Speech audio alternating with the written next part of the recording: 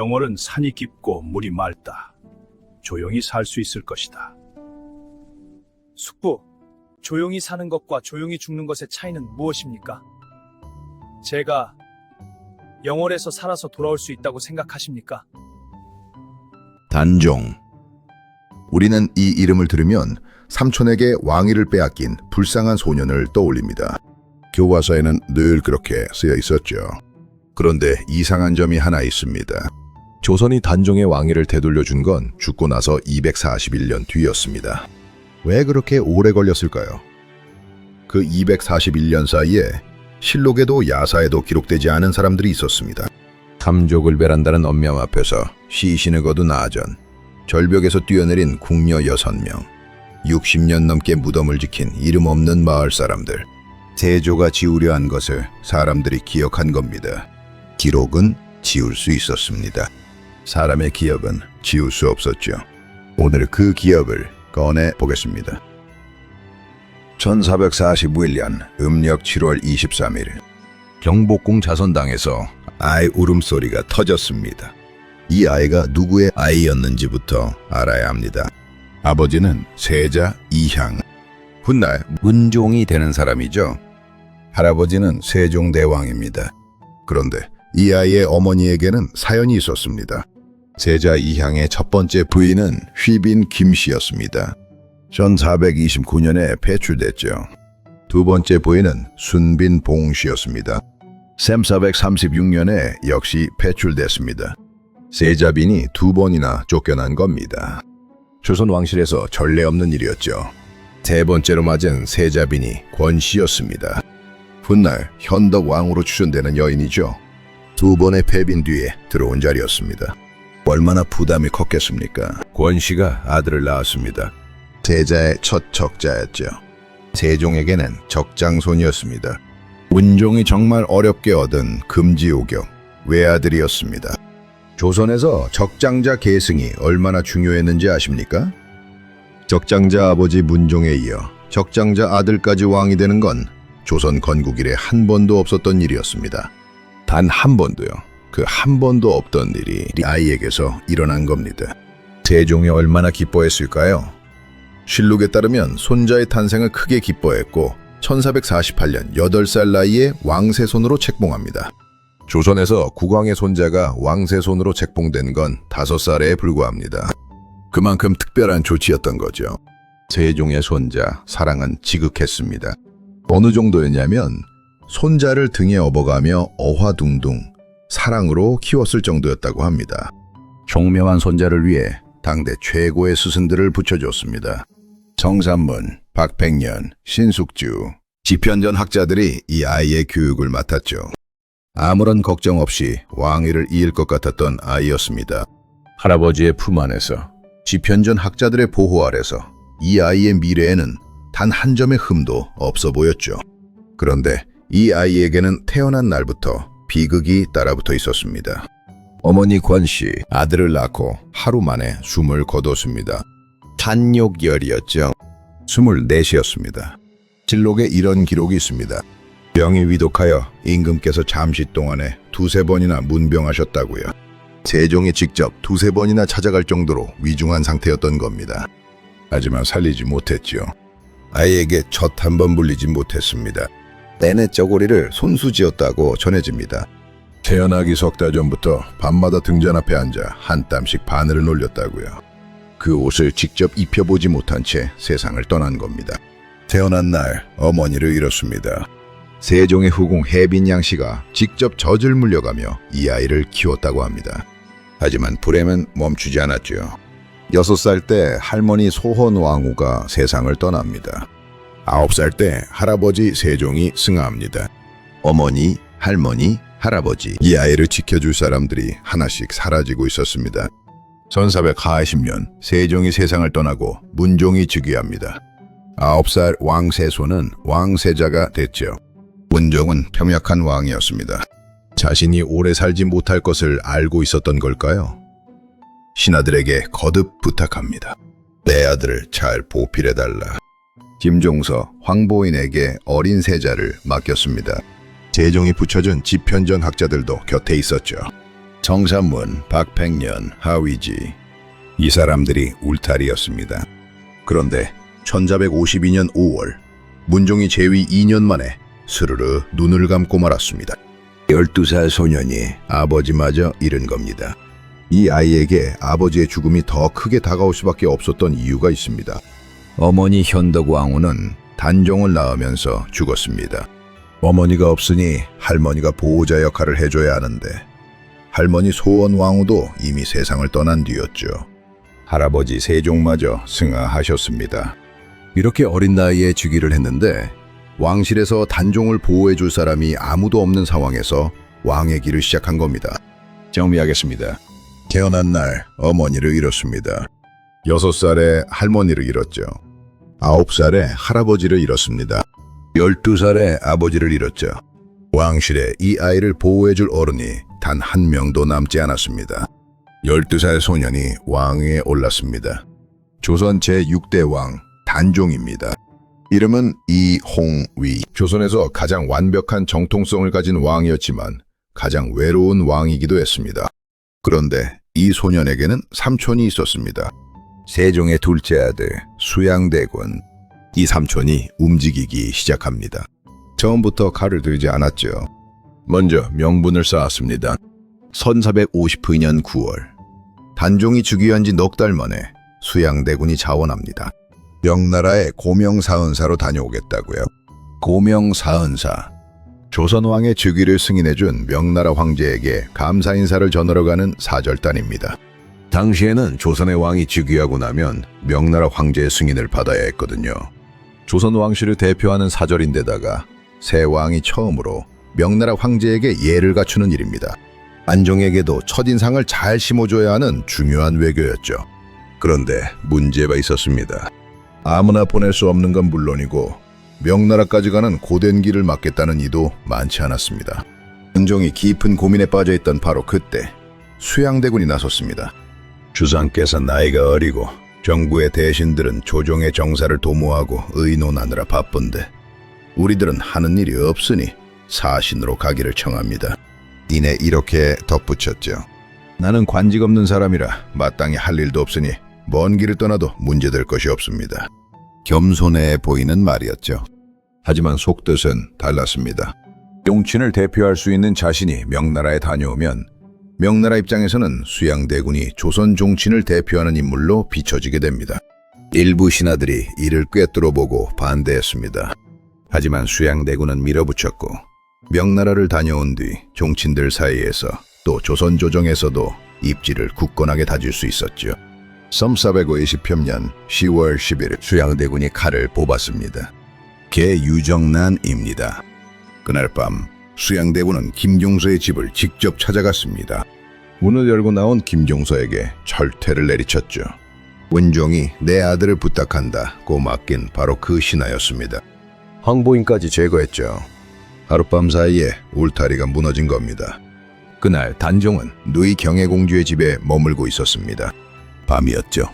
그런데 갑자기 바깥이 소란스러워졌습니다. 잠시 후 삼촌 수양대군이 경혜공주의 집에 들이닥칩니다. 누이의 집에서 삼촌에게 당한 겁니다. 수양대군은 단종에게 요구합니다. 나머지 잔담을 처리해야 하니 지금 당장 대신들을 소집해달라. 왕의 명령을 받았다는 인정하는 명패를 내어달라. 13살 소년에게 선택지가 있었을까요? 그로부터 약 2년 뒤인 1455년 윤 6월 단종이 발표합니다. 숙부는 선왕의 아우님으로서 일찍부터 덕망이 높았다. 이에 이 무거운 의무와 책임을 풀어 우리 숙부에게 부탁하며 넘기는 바이다. 옥새를 삼촌에게 넘기고 상왕으로 물러나겠다는 선언이었습니다. 15살이었죠. 이 양이가 진심이었을까요? 그 직전에 일이 있었습니다. 어린 시절부터 할머니처럼 단종을 키워주시던 혜빈양 씨가 귀양을 가게 된 겁니다. 외조 측이 단종의 보호 세력을 하나씩 제거하고 있었는데 혜빈양 씨도 그 과정에서 궁 밖으로 쫓겨난 겁니다. 마지막 보호자마저 사라졌습니다. 심리적으로 완전히 무너진 상태였죠. 더 이상 자신이 무엇을 할 수 있겠느냐는 포기, 그 포기에서 나온 양이었습니다. 수양대군이 왕위에 올랐습니다. 세조입니다. 15살 소년은 상왕이 됐죠. 왕도 아니고 자유인도 아닌 존재가 된 겁니다. 1456년 6월 2일 조선 조정이 발칵 뒤집어졌습니다. 경산문, 박팽년, 하위지, 이계, 유응부, 유성원, 세종 때부터 조선 조정에서 일해온 집현전 출신 관료들이 체포된 겁니다. 단종 국위를 꾀했다는 죄목이었죠. 세종이 손자의 교육을 맡겼던 바로 그 학자들이었습니다. 어떻게 들켰을까요? 거사 계획은 이랬습니다. 세조가 명나라 사신을 접대하는 연회 자리, 그 자리에 무사를 심어놓고 세조를 제압합니다. 혼란을 틈타 단종을 복위시키는 겁니다. 연회라는 자리가 중요했습니다. 오이가 느슨해지는 유일한 순간이었거든요. 그런데 거사 직전에 일이 터졌습니다. 공무자 중 한 명이었던 문신 김질이 장인 정창손에게 이 계획을 털어놓은 겁니다. 정창손이 뭐라고 했냐면요. 당장 세조에게 밀고 하라고 한 겁니다. 김질이 세조에게 달려갔죠. 김질의 배신이었습니다. 과사는 시작도 못하고 무너졌습니다. 사육신, 단종에게 끝까지 충성을 다하다 죽은 6명의 신하입니다. 세조 몰래 단종을 복위시키려다가 들킨 거죠. 세조의 분노가 얼마나 끔찍했는지 기록에 남아 있습니다. 세조가 직접 추국에 참여했습니다. 왕이 직접 신문한 겁니다. 조선 역사에서 왕이 추국장에 앉는 건 이례적인 일이었죠. 그만큼 분노가 컸다는 뜻이고 그만큼 두려웠다는 뜻이기도 합니다. 자기 목숨을 노린 자들을 직접 눈앞에 끌어다 놓고 확인해야 했던 겁니다. 정산문이 추국장에 끌려왔습니다. 직접 물었죠. 네가 나를 죽이려 했느냐? 정산문이 대답합니다. 나으리가 어찌 나를 신하라 하십니까? 나는 상왕의 신하입니다. 세조를 왕으로 인정하지 않겠다는 뜻이었습니다. 세조의 얼굴 앞에서요. 나리 왕이 아니라 나으리라고 불렀습니다. 추국장에서 고문을 당하면서도 세조의 왕위를 부정한 겁니다. 주동자 6명이 모조리 처형되었습니다. 이들이 사육신이지요. 그런데 처형된 건 6명만이 아니었습니다. 사육신의 가족들까지 연좌제로 처벌받았죠. 아버지, 아들, 형제가 함께 죽었습니다. 성산문의 아버지 성승도 처형됐습니다. 박팽년의 아들도 죽었죠. 한 번의 사건으로 수십 명이 목숨을 잃은 겁니다. 세종이 이 장면을 봤다면 어떤 심정이었을까요? 자기가 손자 곁에 붙여준 사람들이 손자를 살리려다 잡혀간 겁니다. 자기가 아끼던 집현전 학자들이 자기 아들 손에 죽은 거죠. 그런데 추국 도중 나온 어떤 말 때문에 조용히 살고 싶었던 단종의 삶을 송두리째 뒤흔드는 일이 벌어집니다. 상왕께서도 역시 너희들의 영모의 참여에 알고 있는가? 이 질문에 성산문이 대답합니다. 알고 있다. 창덕궁에 나아가니 상왕께서 대도자를 내려주셨다고요. 대도자, 큰 칼입니다. 정모를 하라고 칼을 내려준 겁니다. 단종이 복위 계획에 가담했다는 증언이었죠. 사실이었을까요? 사실이든 아니든 단종에게는 치명적인 증언이었습니다. 학계에서는 의문을 제기합니다. 단종의 양위라는 것 자체가 자신이 더 이상 무엇을 할 수 없다는 무력감 속에서 이루어진 겁니다. 그런데 뒤에서는 자신의 복위를 위한 조치를 취했다는 것이 앞뒤가 맞지 않는다는 거죠. 하지만 세조에게는 사실 여부가 중요하지 않았습니다. 영군이 생긴 겁니다. 1년 뒤인 1457년 6월 21일 또 다른 영모 소식이 터집니다. 관돈영부사 송현수와 행돈영부 판관 권환이 반역을 도모했다는 겁니다. 송현수가 누구냐면요. 정순 왕후의 아버지입니다. 단종의 장인이죠. 그런데 이상하지 않습니까? 송현수는 원래 수양대군의 친구였습니다. 수양대군 편에 섰던 사람이에요. 그런 사람이 영모를 꾀했다? 실질적인 모의 증거도 없었습니다. 주변 인물의 밀고로 영모 혐의가 씌워진 것이었죠. 이쯤 되면 의문이 듭니다. 이미 수양대군이 권력을 다 잡고 있는데 영모를 꾀할 만한 사람이 남아있기나 있겠습니까? 영모를 핑계로 눈에 가시인 사람들을 하나씩 없애고 있었던 건 아닐까요? 하지만 세조는 송현수의 영모 계획을 듣자마자 바로 진상을 조사하라 명령합니다. 바로 다음 날 어명이 내려집니다.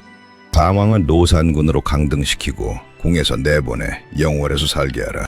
상왕에서 일개 군으로 궁에서 쫓겨나 강원도 산골로 유배를 떠나야 했습니다. 정순 왕후에게도 칼날이 향합니다. 왕비주의가 박탈됐죠. 친정아버지 송현수는 처형당했습니다.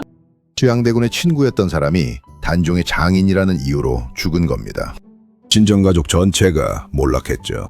단종이 유배기를 떠나기 전 아내와 마지막 이별을 한 장소가 있습니다. 청계천 영도교입니다. 유배지로 향하는 남편의 마지막 모습을 눈에 담기 위해 정순왕후가 맨발로 달려나왔다고 합니다. 고중궁궐에서 오직 서로만 의지하던 두 사람이었죠. 바로 이곳에서 영영 이별했습니다. 그래서 이 다리를 영이별 다리, 영영 헤어지는 다리라고 부릅니다. 단종의 나이 17, 정순왕후의 나이 18. 두 사람은 다시 만나지 못했습니다.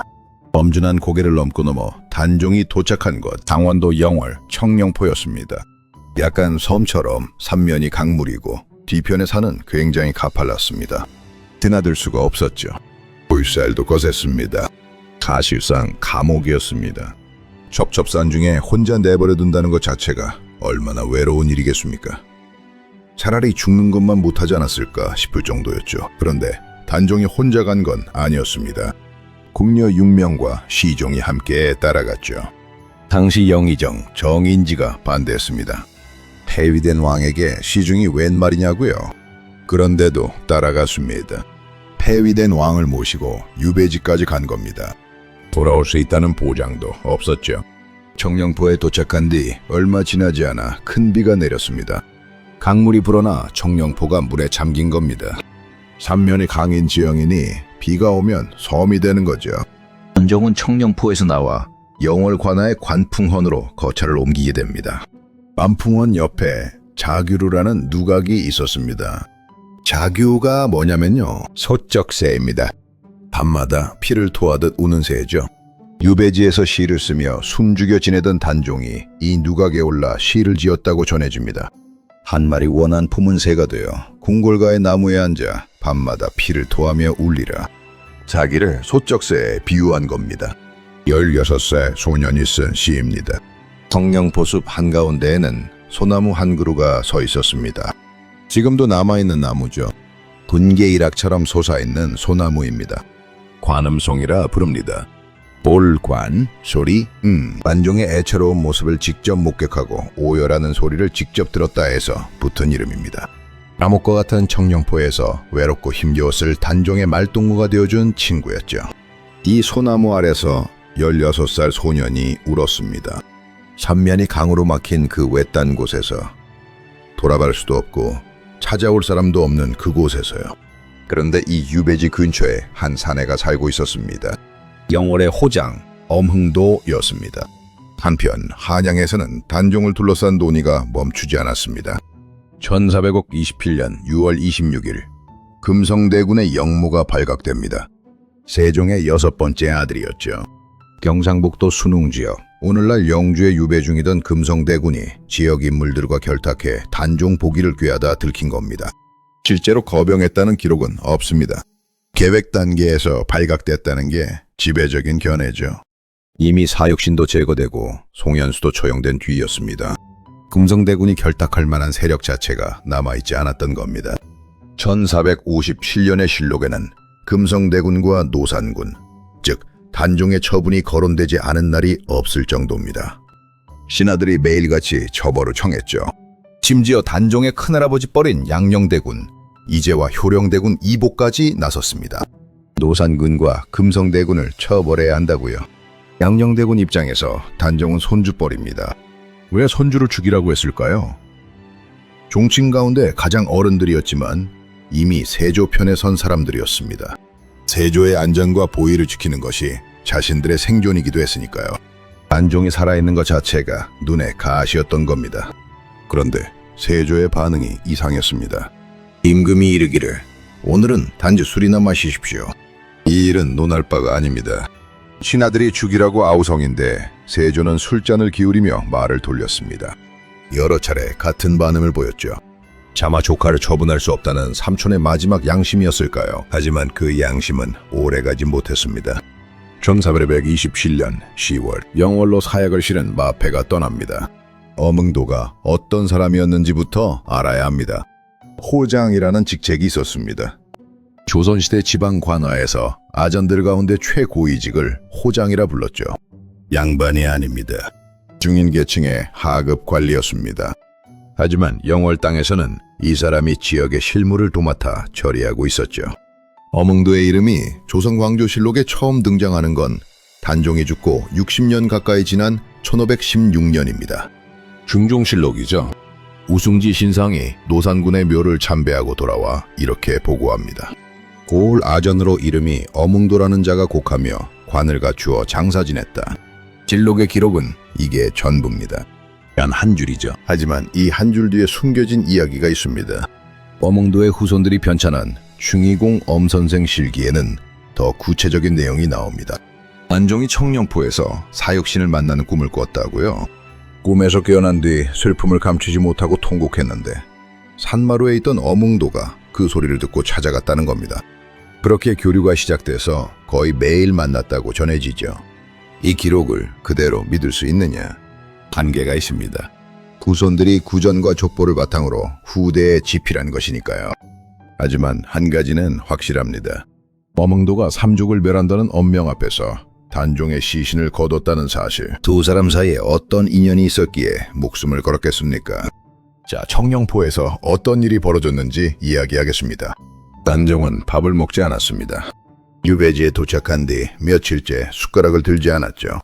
궁녀가 미음을 끓여 입가에 가져다 대면 손등으로 밀어냈습니다. 쏟아진 미음을 닦고 다시 끓이고 다시 내밀었습니다. 다시 밀어냈죠. 죽으려던 겁니다. 삼촌에게 왕위를 빼앗겼습니다. 자기를 지키려던 신하들이 눈앞에서 죽었죠. 김종서, 황보인, 성삼문, 박팽년 전부 자기 때문이라고 생각했을 겁니다. 아내와도 영영 이별했습니다. 단면이 강으로 막힌 유배지에서 할 수 있는 거라곤 죽는 것뿐이라고 여겼을 겁니다. 그런데 궁녀들이 포기하지 않았습니다. 6명의 궁녀 가운데는 현덕왕후가 세자빈이던 시절부터 곁을 지킨 여인이 있었습니다. 단종이 태어나는 것을 봤고 걸음마를 떼는 것을 봤고 글을 배우는 것을 지켜봤죠. 현덕왕후가 산후에 돌아가신 뒤로는 이 여인이 어린 단종의 젖은 이불을 갈아줬습니다. 밤에 울면 등을 토닥여주고 아침이면 새수물을 떠다줬죠. 궁녀라는 이름이 붙어 있었지만 단종에게 이 여인은 벗이고 누이이고 어머니였습니다. 이 궁녀가 밥상 앞에 무릎을 꿇고 입을 열었습니다. 이 된장국은 마을 안악이 담근 것이라고요. 전하의 어머니 현덕왕후께서도 된장국을 좋아하셨다고요. 궁에서 수라상이 올라와도 가끔 소반에 된장국 하나만 올려달라 하셨다고요. 소년의 어깨가 움찔했습니다. 고개가 돌아와 궁녀의 얼굴을 봤죠. 눈가가 젖어 있었습니다. 단종이 몸을 돌려 숟가락을 집었습니다. 된장국을 한 숟가락 떠서 입에 넣었죠. 죽으려던 사람이 숟가락을 드는 건 살겠다는 뜻입니다. 그 한 숟가락에 돌아가신 어머니의 기억이 들어있었던 겁니다. 그날 이후 단종은 밥을 먹기 시작했습니다. 밥을 먹는다는 건 하루를 버틴다는 뜻이고 하루를 버틴다는 건 내일을 본다는 뜻입니다. 죽음 앞에서 돌아선 소년에게 유배지의 하루하루가 다시 흐르기 시작했죠. 엄흥도가 단종에게 부탁한 것이 있었습니다. 마을 아이들에게 글을 가르쳐달라는 거였죠. 왕이었으니 글을 알 것, 근방에 글 아는 사람이 없으니 아이들 훈장을 맡으면 인근 마을에서 쌀이라도 들고 올 것이라는 계산이었습니다. 단종은 거절했습니다. 문을 열지 않았죠. 다음 날도 닫혀 있었습니다. 사흘째도 마찬가지였죠. 그런데 어몽도의 아들이 있었습니다. 후장의 아들이라 관아 근처를 제 집처럼 드나들던 아이였죠. 이 아이가 아버지 몰래 단종에 거쳐 앞마당에 쪼그려 앉더니 나뭇가지로 땅바닥에 글자를 극적이기 시작한 겁니다. 제 이름도 제대로 쓰지 못하면서 삐뚤빼뚤한 획을 그었죠. 이튿날 아침에도 같은 자리에 와서 같은 글자를 극적이고 있었습니다. 거쳐 문이 열렸습니다. 안종이 문지방에 걸터 앉았죠. 아이의 나뭇가지를 가만히 빼앗아 들더니 땅바닥에 글자 하나를 또박또박 써 보였습니다. 그것이 시작이었습니다. 소문이 퍼졌죠. 하나가 오니 둘이 오고 둘이 오니 다섯이 왔습니다. 안종의 거처 앞마당에 아이들이 줄지어 앉는 날이 생겼죠. 땅바닥에 글자를 쓰면 아이들이 나뭇가지로 따라 썼습니다. 틀리면 아이의 손을 잡아 획을 바로 잡아줬죠. 왕이었던 소년이 마을 아이들에게 글을 가르치고 있었습니다. 어느 저녁이었습니다. 궁녀가 거처 안에서 단종의 두루마기를 무릎 위에 펴놓고 바느질을 하고 있었죠. 봄의 끝이 닳아 실밥이 풀린 걸 한 땀 한 땀 꼬매고 있었습니다. 단종이 안으로 들어와 한참을 서서 봤습니다. 이윽고 입을 열었죠. 어머니도 그렇게 바느질을 하셨느냐? 궁녀의 바늘이 멈췄습니다. 고개를 들어 천천히 대답했죠. 전덕 왕후께서는 바느질을 직접 하시지는 않았으나 전하의 베넷저고리만큼은 손수 지으셨다고요. 태어나기 석 달 전부터 밤마다 등잔 앞에 앉아 한 땀씩 바늘을 돌리셨다고요. 그런데 전하가 태어난 지 하루 만에 돌아가셨으니 그 베넷저고리를 직접 입혀보시지 못했다고요. 소녀는 문지방에 걸터 앉은 채 아무 말도 하지 않았습니다. 등잔불이 흔들려 두 사람의 그림자가 벽 위에서 일렁였죠. 태어난 날 어머니를 잃은 소년이었습니다. 어머니의 얼굴을 본 적이 없었죠. 유배지 초가에서 어머니 대신 자기를 키워준 궁녀의 입을 통해 처음 그 이야기를 들은 겁니다. 단종의 죽음, 기록마다 내용이 다릅니다. 하나씩 살펴보겠습니다. 먼저 세조실록입니다.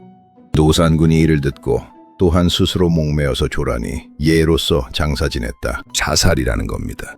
안종의 측근들이 세조에 의해 하나둘 죽게 되자 그 두려움에 스스로 목숨을 끊었다고 기록되어 있습니다. 그런데 이걸 믿을 수 있을까요?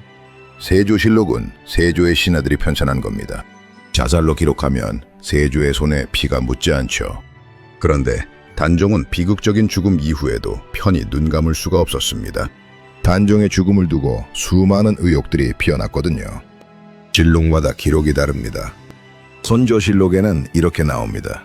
영혼의 사약을 보냈으니 그 공사가 지금도 근부에 남아 있습니다. 삼촌 세조가 사약을 내려 조카 단종을 죽였다는 기록입니다. 자살이 아니라 사약이죠. 죽정실록에는 비슷하지만 묘하게 다른 이야기가 나옵니다.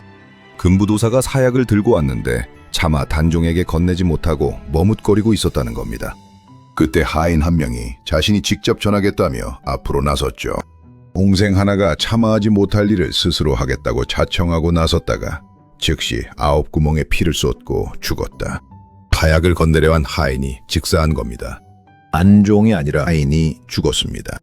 야사인 연려실 기술에는 더 구체적인 기록이 남아 있습니다. 안종을 모시고 있던 통인 하나가 활줄에 긴 노끈을 이어서 단종이 앉은 뒤로 가서 목을 걸고 창구멍으로 끈을 잡아당겼다. 교살입니다. 단종을 모시던 하인이 큰 상을 받을 마음에 직접 목을 졸라 죽인 거죠.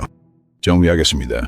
세조실록은 자살, 선조실록은 사약, 축종실록은 사약을 보냈으나 하인이 나서다 죽음, 연려실기술은 교살, 실록에서조차 단종의 죽음에 대한 기록이 제각각입니다. 확실한 건 하나죠. 내용이 조금씩 다르지만 본인이 스스로 죽은 게 아니라는 겁니다. 사살적 기록이 압도적으로 많습니다. 실록에 남아있는 기록과는 달리 야사를 보면 단종 죽음의 배후에 삼촌 세조가 있다는 의심을 더 강하게 느낄 수 있습니다. 1457년 10월 24일 영월 관하 관풍헌이었습니다. 단종은 사약을 거부했습니다. 타발을 받아들었다가 돌바닥에 엎었죠. 검붉은 약물이 돌틈 사이로 흘러들었습니다.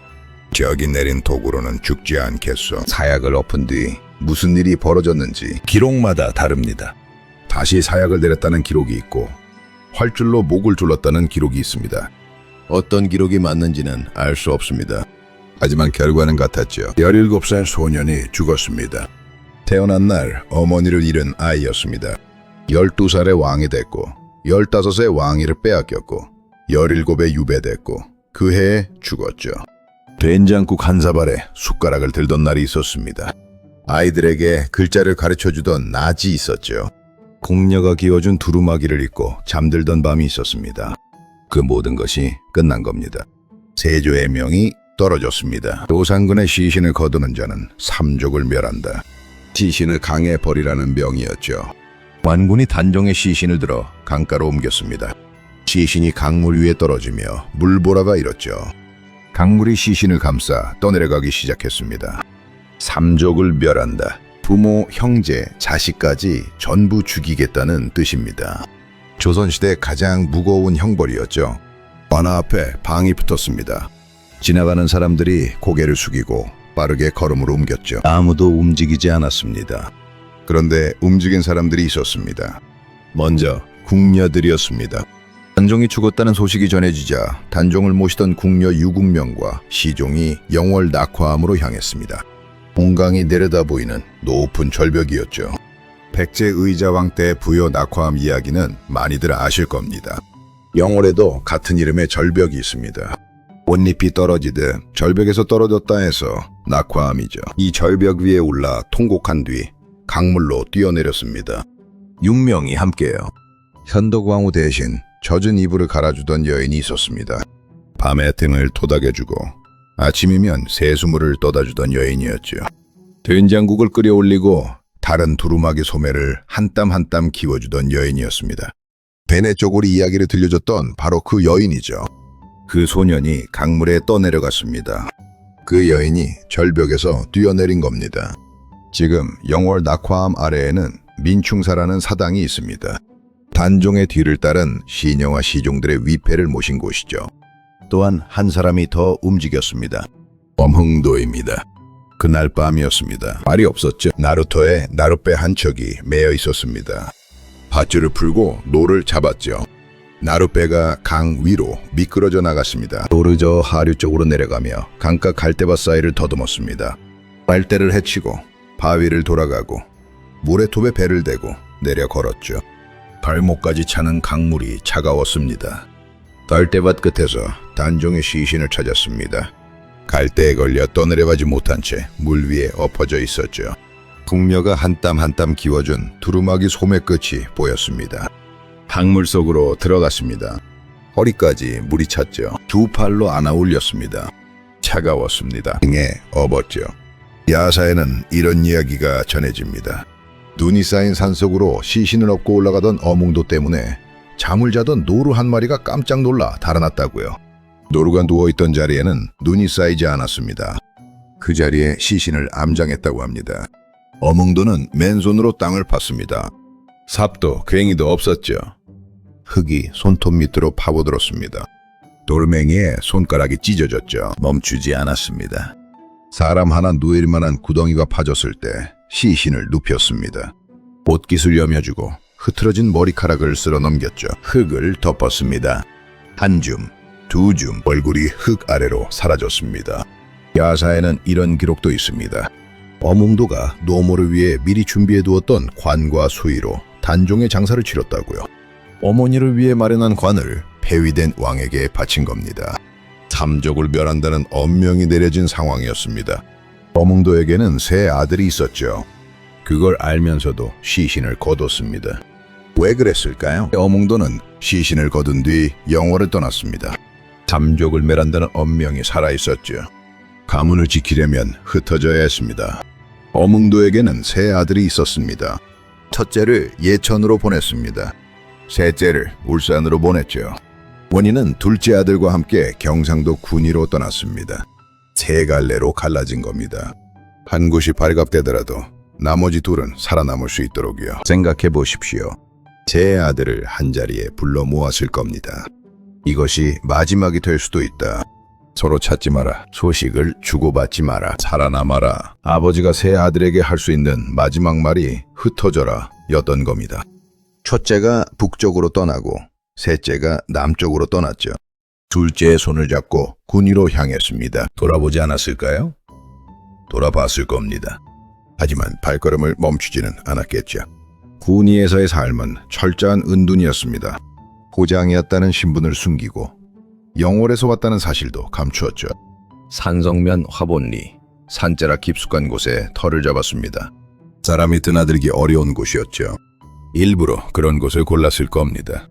농사를 지었을까요? 나무를 했을까요? 기록이 없습니다. 확실한 건 하나죠. 눈에 띄지 않으려고 했다는 겁니다.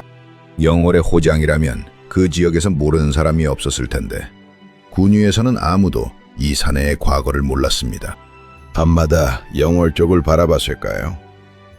맨손으로 파서 묻은 그 봉분이 무사한지 비가 오면 흙이 쓸려 내려가지는 않는지 확인할 방법이 없었죠. 돌아갈 수도 없었습니다. 돌아가면 죽는 거니까요. 어몽도는 군위에서 생을 마감했습니다. 정확한 사망 시기는 알 수 없죠. 묘소는 지금도 군위군 산성면 화볼리에 남아 있습니다. 영월에서 150미가 넘는 거리죠. 죽어서도 돌아가지 못한 겁니다. 그런데 어몽도가 떠난 영월에서는 어떤 일이 벌어지고 있었을까요? 마을 사람들이 무덤을 지키고 있었습니다. 어몽도가 맨손으로 파서 만든 봉분이었죠. 겨우 2척 높이 사람 무릎 정도 되는 작은 봉분이었습니다. 왕릉이라고 부르기엔 너무 초라했죠. 하지만 마을 사람들은 이 봉분을 군왕묘라고 불렀습니다. 어린아이도 그 위치를 알고 있었다고 합니다. 아이들이 산에서 놀다가 그 봉분 근처에 가면 어른들이 불러 세웠죠. 거기서 놀면 안 된다. 왜요? 대답은 없었습니다.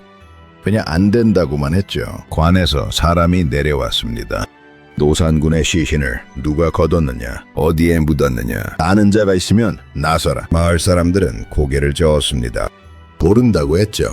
분명히 알고 있었습니다. 봉분이 어디 있는지, 누가 묻었는지 온 마을이 알고 있었죠. 하지만 60년 넘게 아무도 입을 열지 않았습니다. 관에 고하면 상을 받을 수도 있었을 겁니다. 고하지 않았죠. 밀고 하면 목숨이라도 건질 수 있었을 겁니다. 밀고 하지 않았습니다. 비가 오면 봉분의 흙이 쓸려 내려왔을 겁니다. 누군가 흙을 다시 덮었겠죠. 풀이 자라면 누군가 뽑았을 겁니다. 기록에 남아있지 않습니다. 하지만 60년 뒤에 관리가 찾아왔을 때 봉분이 그 자리에 멀쩡히 남아있었다는 건 누군가 계속 돌봤다는 뜻이죠. 이름 없는 사람들이었습니다. 실록에도 야사에도 이름이 남지 않은 사람들이죠. 이 사람들이 없었으면 봉분은 사라졌을 겁니다. 왕릉도 없었겠죠. N566년. 난종이 죽고 59년이 지났습니다. 중종 11년 우승지 신상이 영월에 다녀온 뒤 조정에 보고합니다. 고을 아전으로 이름이 어몽도라는 자가 곡하며 관을 갖추어 장사 지냈다. 고을 사람들이 지금까지 슬퍼하고 있다. 이것이 조선왕조실록에 엄흥도라는 이름이 등장하는 최초의 기록입니다. 단 2줄이죠. 59년 동안 공식 기록 어디에도 없던 이름이 비로소 실록에 올라간 겁니다. 고을 사람들이 지금까지 슬퍼하고 있다. 이 한 줄에 주목해야 합니다. 59년입니다. 한 세대가 아닙니다. 2세대, 3세대가 지나도록 이 이야기를 전해 들으며 슬퍼하고 있었던 겁니다. 할아버지가 아버지에게, 아버지가 아들에게, 입에서 입으로. 실록에는 기록되지 않았지만 영월 사람들의 기억에는 단 하루도 지워진 적이 없었던 겁니다. 여기서부터 어몽도의 이름이 천천히, 아주 천천히 올라가기 시작합니다. 1691년, 숙종 24년, 안종이 죽은 지 241년 만입니다. 숙종이 명을 내립니다.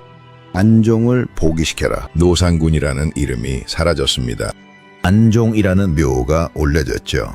영월의 봉분도 장릉이라는 왕릉으로 격상되었습니다. 맨손으로 파서 만든 2척짜리 봉분이 조선 왕릉이 된 겁니다. 같은 해 어몽도에게 첫 번째 추징이 내려집니다.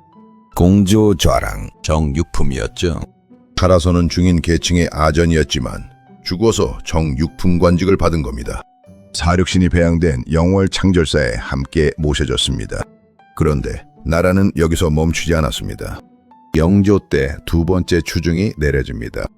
공조참회 정삼품이죠.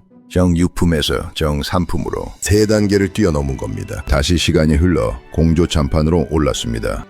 정우품입니다. 6품에서 시작해서 3품을 거쳐 2품까지 올라간 거죠. 순조 33년 1833년 4번째 추징입니다. 공조판서 정유품이죠.